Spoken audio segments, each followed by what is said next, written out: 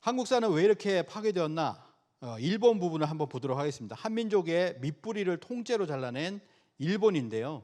그래서 일본 근대사의 출발점은 바로 메이지 유신, 명치 유신인데, 일본의 정한론은 조선을 무력으로 침략한다는 침략적 팽창론으로 1967년 메이지 유신 때 본격적으로 제기가 되었습니다. 이 정한론의 핵심 인물이 바로 요시다 쇼인인데요. 요시다 쇼인의 송하 촌축인데, 여기에서 가르침을 받았던 사람들이 이토 히로부미, 그리고 야마가타 아리토모, 그리고 제1대 조선 총독인 테라우치 마사다케 등이죠. 한국 침략의 기반을 닦은 조슈번 출신들입니다. 요시다 쇼인은 정한론을 일본서기에서 출발합니다. 이 요시다 쇼인의 초상화가 있잖아요. 그 앞에 있는 책이 일본서기라는 얘기가 있죠. 그래서 일본서기를 보면서 일본서기에서 신공황후의 사만정벌설의 신봉자였다. 그래서 조선을 정복해야 된다라고 하는 거죠. 고대에 이렇게 정복을 했기 때문에 우리가 정복을 해야 된다라고 하는 겁니다. 그래서 이때부터 한국사 연구를 시작하는데, 한국사 연구를 반석에 올려놓은 일본의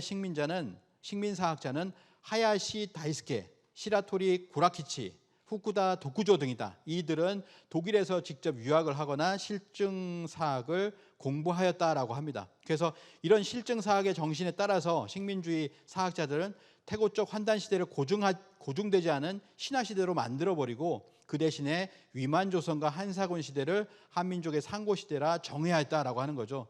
실증사학의 정신이라고 하는데요. 이 실증사학은 어떻게 보면은 위증사학이다. 신백강 선생이 이렇게 위증사학이라고 얘기를 했는데, 거짓으로 증명을 한다는 거예요. 진짜 실증으로 했다면은 이렇게까지 우리 역사가 나오지 않았겠죠. 그래서 하야시 다이스키, 시라토리 구라키치, 후쿠다 도쿠조입니다. 그래서 하야시 다이스케는 동경대학을 졸업하고 서양사학의 편찬체계를 모방하여 1892년에 조선사 5권, 1901년에 조선 근세사, 그리고 1910년에 한국 통사, 조선 통사, 이런 것들을 저수를 하게 됩니다. 시라토리 구라키치는요, 동경대학 사학과 출신으로서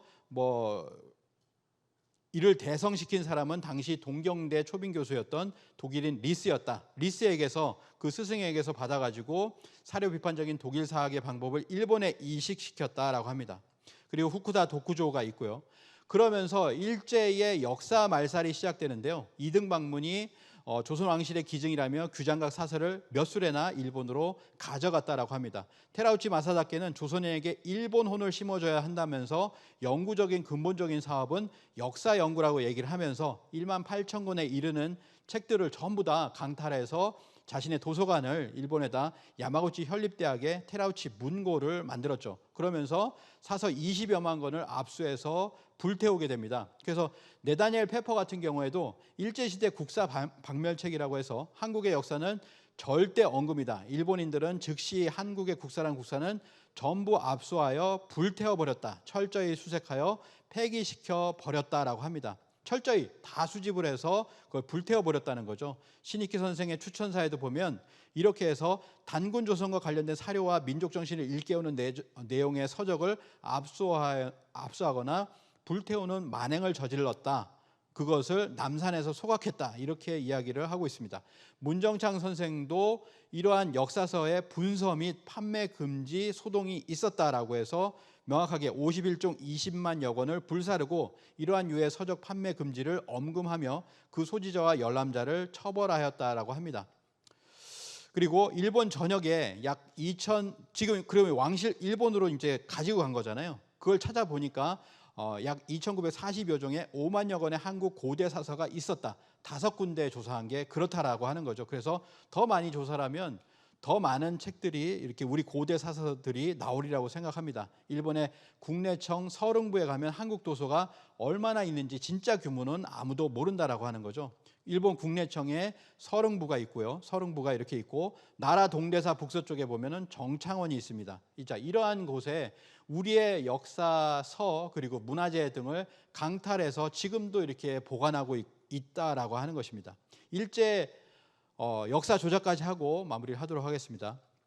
일제가 2000년의 우리나라 역사를 2000년의 역사를 가진 나라로 이렇게 만들려고 조작을 했는데요. 조선사 편수회를 중심으로 해서 조작을 해서 한사군 임나일본부설로 이렇게 하고 일본에 불리한 모든 사실들은 은폐해 버렸습니다. 일본의 기원을 2022년 현재 이제 2682년을 얘기하잖아요. 그래서 뭐냐면은 2600년의 역사보다 더 줄어든 우리 역사를 한국의 역사를 만들어야 된다는 거죠. 그래서 조선사 편수회를 만들어서 뭐냐면은 16년 기간에 100만 엔의 그 천문학적인 거액의 사업비를 들여가지고 일본인이 일본어로 만든 조선사를 한국의 역사를 조작한 35권, 부록 2권 해가지고 2만 4천 쪽의 분량으로 이렇게 조선의 역사서를 만들게 되었다라고 하는 거죠. 조선시대가 대부분이고 상고사는 8%밖에 되지 않습니다. 이 상고사라고 하는 것도 우리가 얘기하는 단군조선의 역사가 아니라 삼국시대 정도를 가지고 이야기를 하는 것이죠.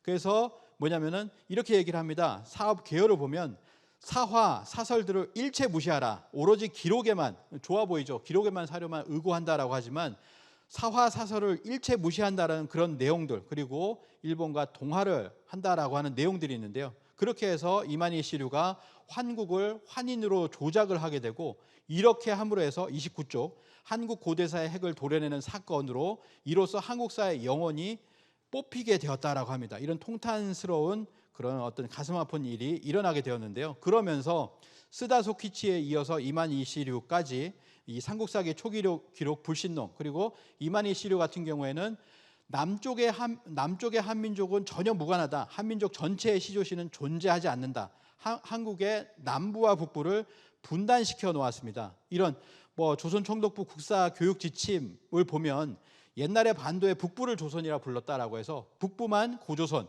근데 그것이 지금의 교과서에서도 한반도 남부는 단군조선이 아니라는 그런 현재의 고조선 지도를 그대로 보실 수가 있는 거죠. 이러한 한반도 북부는 고조선이었는데 한사군에 의해서 망했어. 그리고 한반도 남부는 진이었는데 임나일본부를 통해서 망했다라고 해서 이러한 어떤 역사 식민사관을 지금도 그대로 가르치고 있는 것이 지금의 어떤 현실이라고 하는 겁니다.